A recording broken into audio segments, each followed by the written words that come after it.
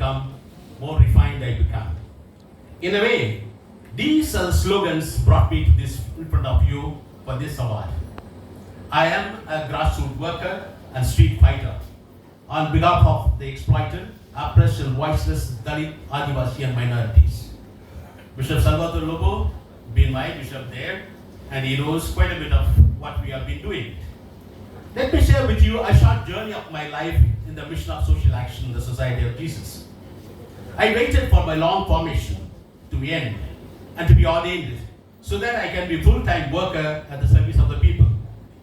For my ordination, I carefully chose a gospel passage after having reflected for a few years, discerned well from Luke chapter 4, 18-19.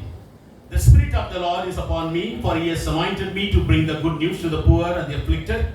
He has sent me to proclaim the good news to the poor, sight to the blind, to let the oppressed go free, and proclaim the year of the Lord.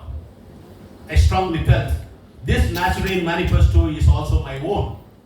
I'm trying to live out my daily lives basing on this and facing many challenges too, inside and outside community and the society. The journey has not been as easy so far, but gave me a lot of excitement, fulfillment in this life.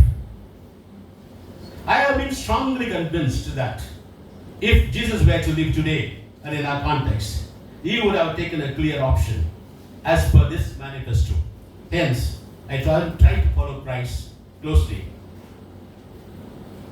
Gaudium et Spes, the pastoral constitution of the church in the modern world, states with golden words, the joys and hopes, the griefs and anxieties of men of this age, especially those who are poor or in any way afflicted, these are the joys and hopes, the griefs and anxieties of these followers of Christ. The congregation, General Congregation 32 of the Jesuits, and Decree 4 very clearly stated the mission of the Society of Jesus as the service of faith, of which the promotion of justice is in an absolute requirement. It clarified, for reconciliation with God, it demands that reconciliation with the people with one another. In very many words, the document promoted as to have a clear and a preferential option for the poor. The poor are to be defined by the context, and it's a dynamic process identifying the poor. I could not afford to be neutral to the context and situation of injustice, exploitation, social, political, economic hegemony of the powerful minority. I resolved to side with the exploited and voiceless and mute majority, who mostly are Dalit, Adivasi, minority, women, children, migrants and refugees. For the Jesuits in South Asia, these groups are also the poor. Through our readings, reflection and prayer, we certainly know this would be the choice of Jesus in India today. I felt a vocation within a vocation as I was missioned to social action. I was prepared for this, of course. I clearly saw the difference between the social work and the social action from the start. I kept my option group before me while I starting very many movements with the Dalit Adivasi women, their identity and dignity. It wasn't an easy journey as I had to learn Bengali and Santali. Being a Tamilian, I had to go new food habits and dress and behavior, everything together with the Adivasi and Dalits in rural Bengal. While many contested the existence of Dalits and their exploitation in Bengal, today, however, apparently, some circles, it is accepted.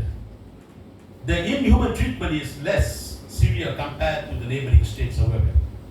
I started the intervention in the villages in 2003, holding the tiny hands of the Adivasi and Dalit children with coaching classes, and then slowly touched the heart of the women, mothers, while forming them into self-help groups, women's group.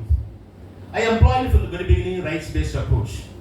From the very beginning, the empowerment works, I was luckily to be introduced the right to food, right to information, a national rural employment guarantee act by Father Nitya Oya from the Justice and Peace Commission of CBCI, my own brother, and the Jesuits in Social Action. Working independently was a challenge, as I was identified as a missionary, coming in a secular aim to convert. in the rural Bengal. Therefore, I needed to network with the like-minded groups and individuals. Networking with the like-minded and individuals and groups were the Jesuit strategy, but it came very late. Before that, because of the need I was pushed into. I was blessed, of course, with a few really committed and dedicated ones in Bengal. Teaching the rights and how democratic way one can demand their basics from the duty bearers indeed were not a pleasant experience. Our team at times had to face danger and anger of the political and social powers, both from the central and state government and local governments, and at times needed to justify in front of the IBs and CIDs. And it was kind of unwanted disturbances. And it's also, when they come and my society, my superiors find it difficult, that I am always into a problem. In the empowerment of Dalit and Adivasi women, I experienced very closely what Gandhi had said. They first ignore you, then they laugh at you, then they fight you, and then you win. And this has been a paradigm, I have seen it and experienced it. The Dalit and Adivasi women in Bengal, in 3 districts now, organize themselves as a force to reckon with. They are now registered into a registered NGOs and work as partners in the mission with the Jesuit-run NGOs. Their joys and hopes and griefs and anxieties and success and challenges were recorded and published. And that's how I became a reporter. Rights-based work has many disadvantages though for priests and religious. You are directly opposing the corrupt administration and at times government, both in central and state government. Your companions tend to think that you are a bold revolutionary, a radical, a rebel, and at times tag angry man and woman, and difficult person to live with in the community, and certainly not a superior candidate at all.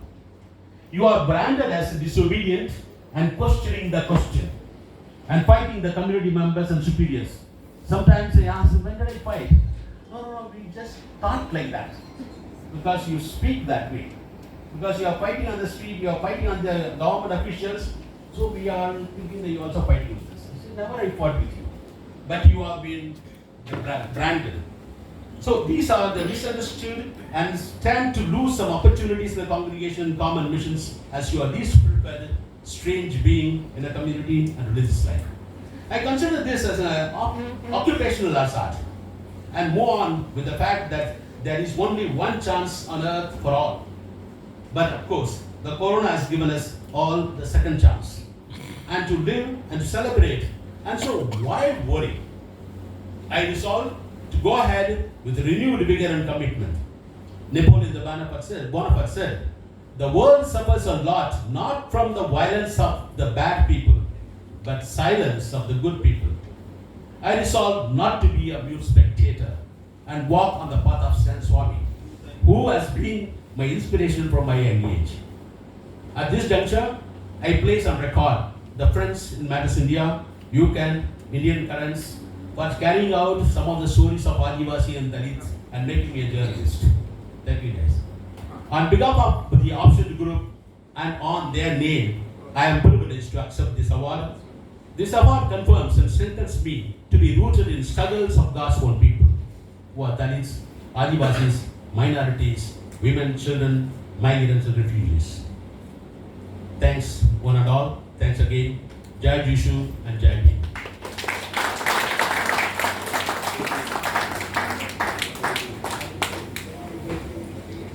Thank you, Father, for your inspiring words. Now we invite Sister Ganga Rawat to share a few words.